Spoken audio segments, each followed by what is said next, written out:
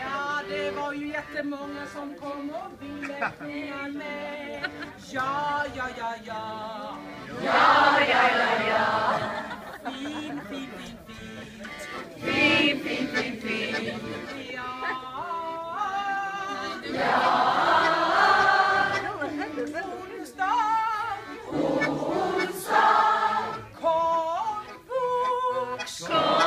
Komvux, och sen nu blir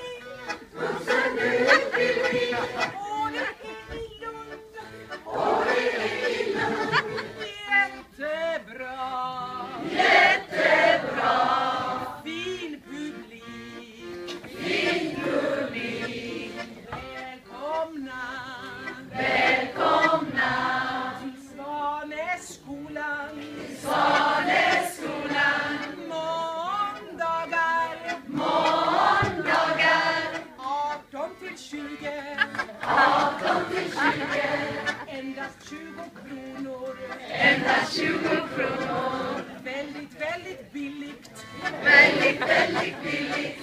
Kom när ni vill. Kom när ni vill. Och vad ni är bra. Och vad ni är bra. Ja, ja, ja, ja, ja. Ja, ja, ja, ja, ja.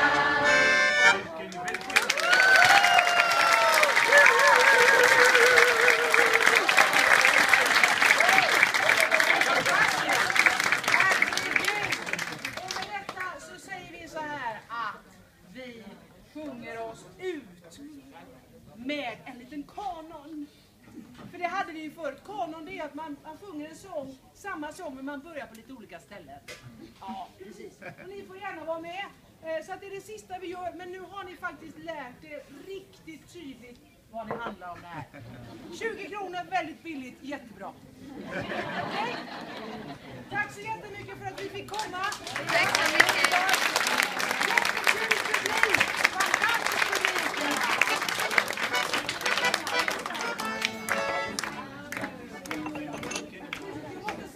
Till. Det här handlar om eftermiddagen och det är ju det som kommer sen, va? Nu är det ju förmiddag.